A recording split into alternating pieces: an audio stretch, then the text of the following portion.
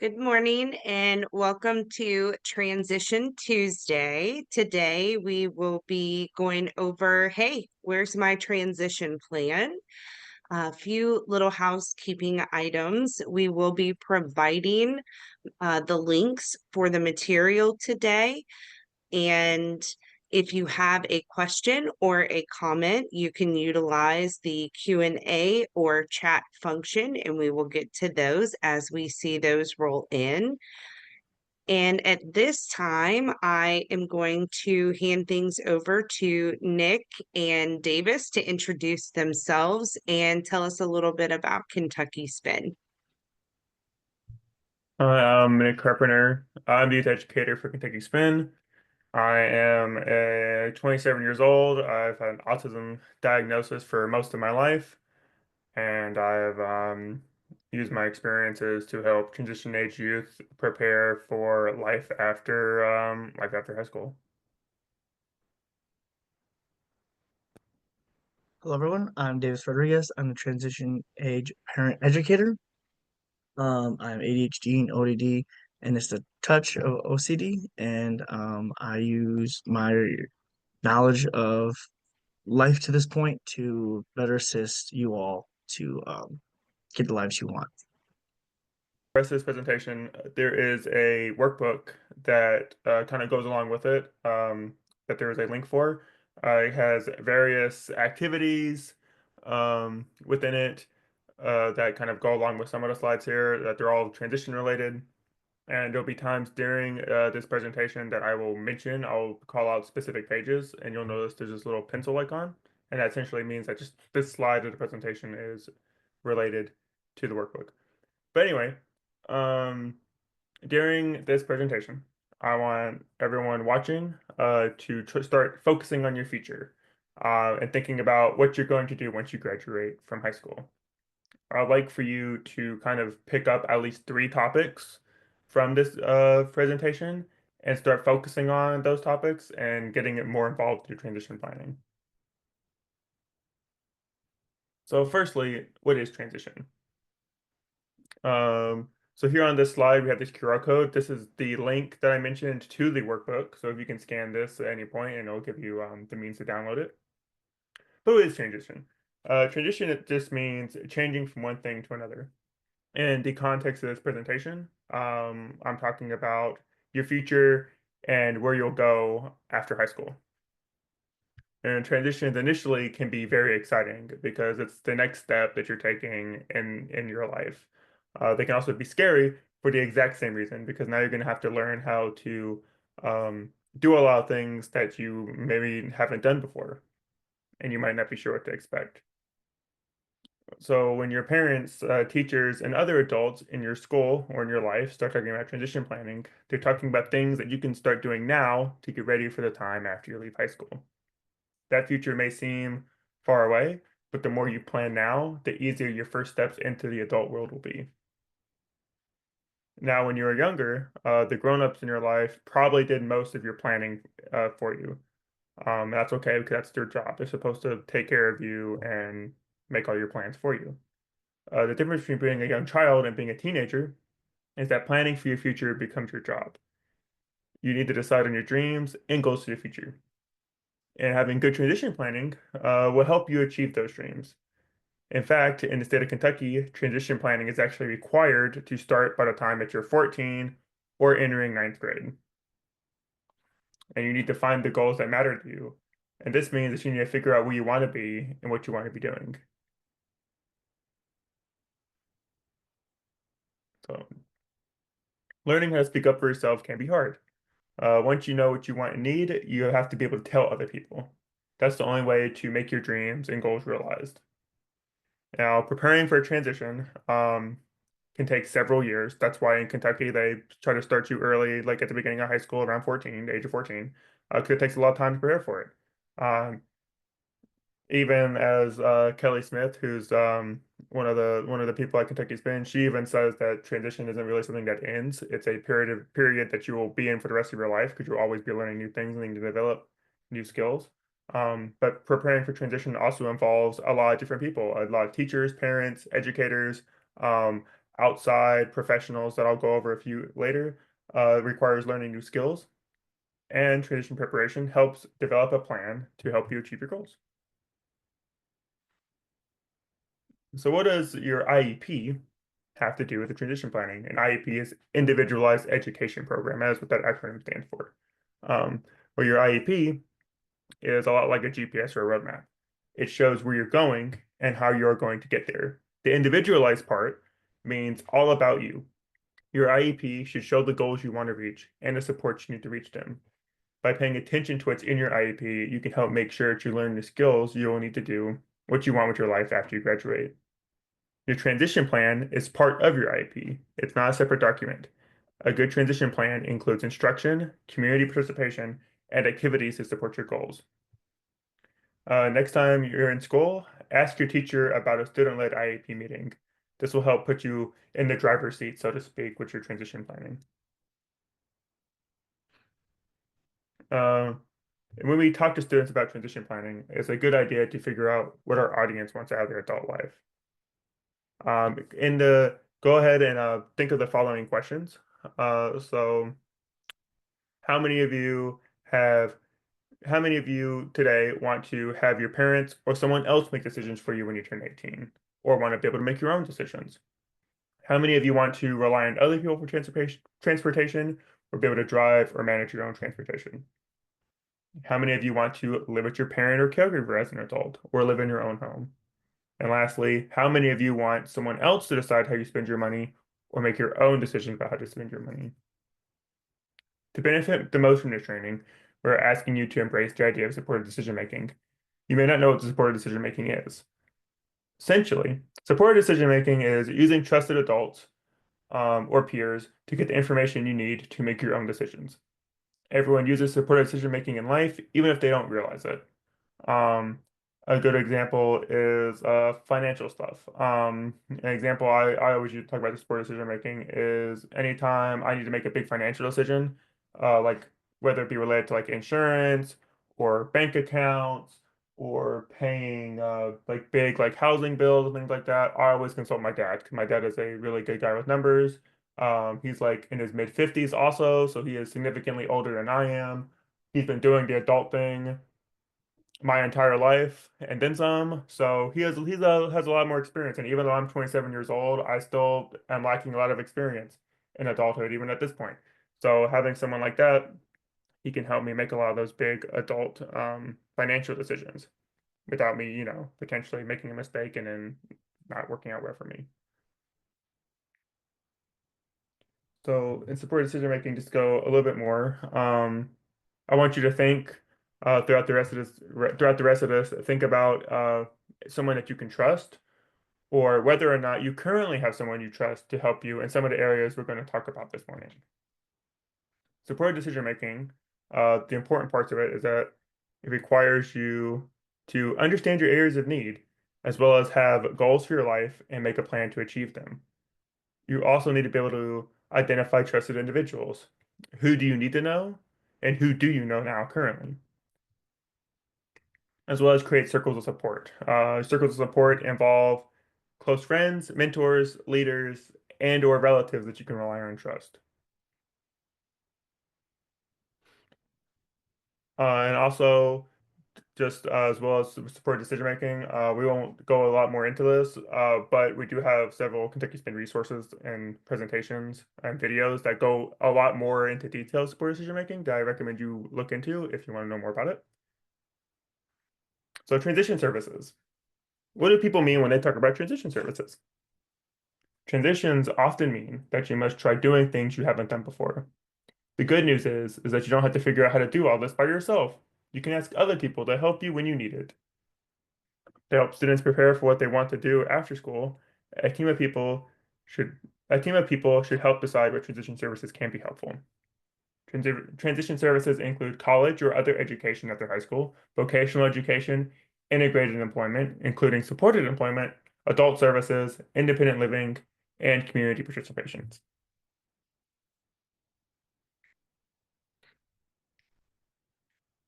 Other supports can help you too. Sometimes you might need a person to help, or maybe a thing, like a wheelchair or calculator. Sometimes you might need a service. A service. Often, we need more than one kind of support. Whatever you need, you can be sure it isn't the same as what everyone else needs. The key is to figure out what supports would be the most helpful to meet your unique needs so that you can reach your unique goals. So some advice that we have received from other students when asking about transition stuff is they recommend writing down your goals and plans and what you like doing, starting to learn good communication skills, learn about resources like supplemental security income or SSI, vocational rehabilitation, adult services, housing options, independent living centers, Medicaid waivers, college disability support services, and social groups/recreational activities. As well as look for and join local advocacy groups, or maybe if not local, look for online advocacy groups. Look into co-ops and work-based learning programs, volunteer, and work part-time if you're able to. As well as taking classes in independent living skills, like learning how to cook, cleaning your home, shopping, budgeting, and other money skills. Figure out how to access community resources, services, and emergency systems. Practice filling out forms. Learn about supported decision making, making good decisions, and self-advocacy. We also have plenty of resources on self-advocacy on Kentucky Span as well. Here is another workbook page here. This is a really super helpful checklist that there's a lot of spaces here that you can enter in your own information. And this basically kind of lets you you kind of just follow these questions here and you put in if you like we're talking about disability, if you're able to talk about your disability, or if you still need help learning how to talk about your disability, or knowing what your strengths are, setting goals for yourself. You can fill out this checklist with these questions, and then on the next page, there is a space for you to rate your self-advocacy skills to see what needs to be improved.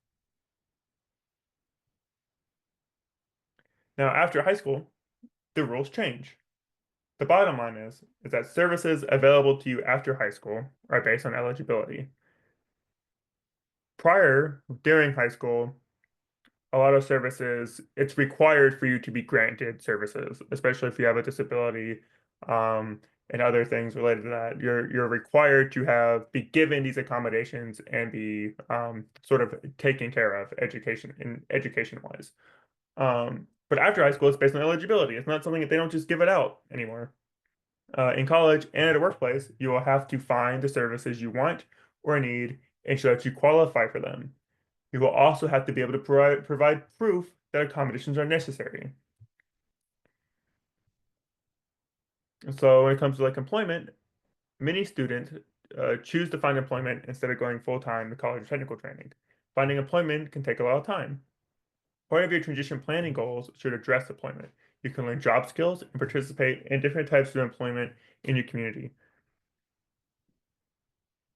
Getting skills and having a part-time job before graduation will make it easier to get the kind of job you want after high school. In post-secondary education, going to college or to a training school after high school will help increase your knowledge and prepare you for your chosen career. College provides a great opportunity to meet and socialize with other young adults, and there are some services available through your college's Student Support Services office. Contact them and learn what documents and other information regarding your disability they will need.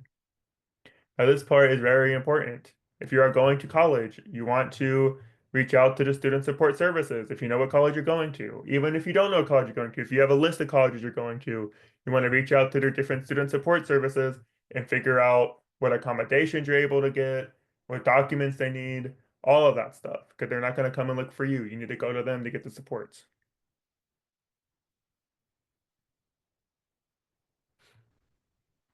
Exploring options like college, identify your career goals, identify potential living arrangements, identify financial barriers, and identify community colleges, college accommodations, and/or comprehensive transition and post-secondary programs. Vocational rehabilitation. There's also training school. And so upon looking into schools, you want to reach a vocational rehabilitation. Their services are very useful. For those who qualify, rehabilitation services provides individualized services to enhance and support people with disabilities to prepare for, obtain, or retain employment, as well as they can help pay for things you might need during school, like if you have certain accommodations outside of what the disability services can offer you. Folk Rehab can help pay for things, extra technologies, or maybe computer software that you might need to accommodate a disability, or maybe they can also pay for devices that can let you record during classes if you need to record lectures. That's just a few examples that I use, but there's a whole breadth. I can't go into all the stuff Folk Rehab can do because they're very specialized in how they help individuals, but I do recommend you need to reach out to them and see what services they can give you. So now we're going to talk about housing. So where do you want to call home? Home is a special place. It's where you live, the people you live with, and the things you want around you, like your furniture, pictures, music, plants, and pets. It's activities like cooking, eating, cleaning, celebrating, entertaining friends, or relaxing and spending some time by yourself. So where are you going to live after high school? Do you want to live on your own or with others? Will you live with your family or move in with a roommate? Do you want to live in a city or out in the country? So now there's a couple different ways to go about housing. First, there's buying a home, which I'll be completely honest, in today's economy is very incredibly difficult to do. A lot of people like the idea of owning a house, but it's really hard to do. You have to be able to save a lot of money, and there's a whole lot that goes into it. So there's something that you really, really need to think about. An alternative is renting. Renting is when you pay someone money to live in a home or apartment that they own. Typically, it should cost a lot less than buying your own home. It does cost money, but if you earn enough money or have family that can help, or if you choose to live with other people and have roommates, you can all share the expenses. Um, Realistically, renting a home might be something that you can afford to do right after high school. So now you might be wondering, okay, so what if I need help paying for rent or affording housing? Well, fortunately, uh, for disabled people, there are vouchers, rental assistance, and other programs that can help with costs. There are agencies that provide other choices for living arrangements.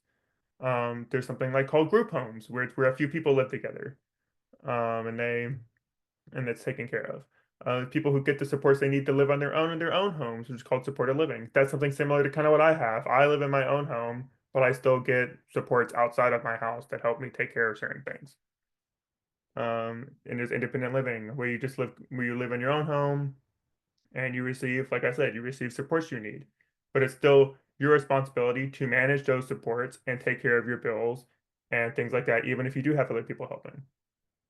These supports are often paid for with a combination of your own money as well as money from a funding source like Medicaid. Medicaid waivers help pay for people with disabilities to live in the communities with support. In Kentucky, there are several kinds of waivers, and most of our waiting list. So it's important to learn about these options early. If you have concerns related to housing or trying to get financial support for housing, reach out to Kentucky Spin. We can find the resources and connect you to the people that can help you. Well, let's talk about employment. So again, so with employment, know what your career goals are, have like an idea of what you want to do career-wise. Reach out to vocational rehabilitation. Again, like I said earlier, they help with a lot of stuff. Employment's a big one that they help with assisted job applications and job like they do like on-site like job trainings and things like that. Learn the interview and application process and be able to identify. That's why the workbook's important and the self-advocacy page on page 10 is very important, is because you need to be able to identify your strengths and accommodations to get the supports you need.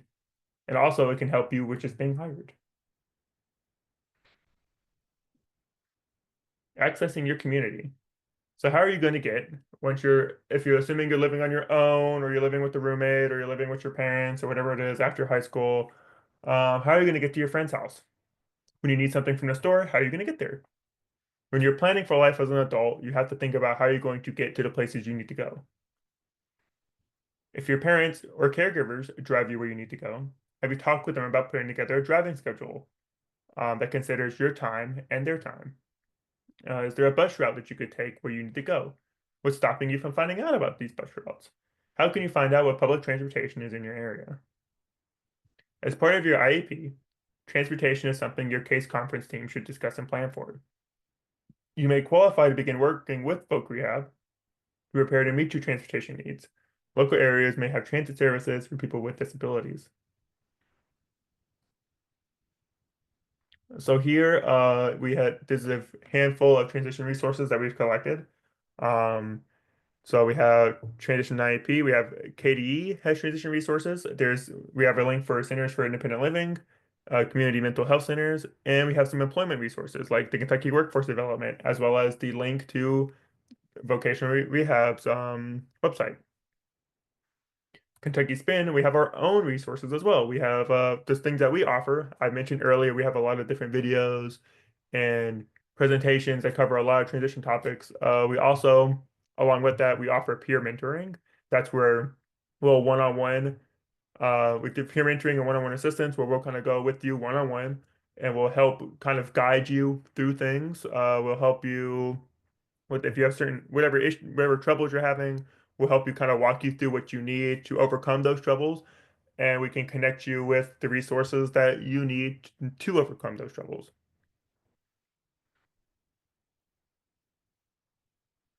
So, the next step.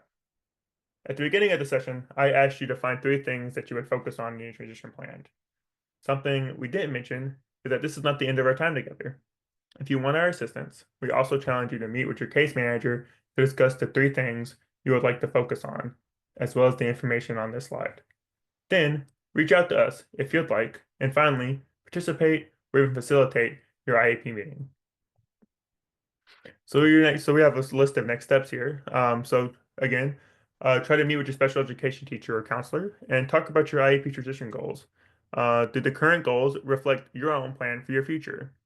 Discuss what is and what isn't working for you. Discuss the skills that need to be developed or sharpened. And can your needed skills be turned into goals? Discuss your plan to participate at your next IEP meeting. And who do you or your guardian need to invite to the meeting?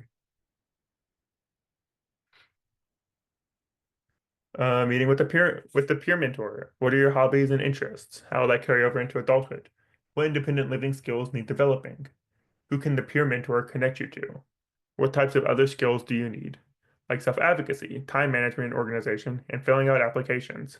How will you make new relationships and maintain them? Participating at the ARC and IEP meeting. Next ARC or IEP meeting you go to, introduce the meeting attendees, introduce everyone that's there. Self-advocate for yourself. Request feedback on things that you bring up, or if something just comes up in the meeting as part of your IEP, just ask for feedback and how everyone feels about those things, about those topics. Offer opinions and suggestions. Share what you feel is and isn't working for you. And then share your dreams and goals for the future. And here on this slide is a QR code that will connect you to me, as well as connect you to Davis Rodriguez, to the Kentucky Spin Transition Team. So this is just if you want to talk to one of us one-on-one about something related to your transition into adulthood. We'll definitely be glad to help you. It's our job, it's what we do. Also, if you don't want to use the QR code, you can email us and you can just email Kentucky Spin. You can just go to the Kentucky Spin website and send us an email there, and we can set up the appointment for you. And then here we just have more just transition resources that we've put together from partners and other sites where we found these handy transition resources. And then here are Kentucky Spin specific resources that we have put together for your use. And now lastly, if there's any final questions, I'll hand it over to Amber Han. Thanks, Nick. We want to thank everyone for joining us today.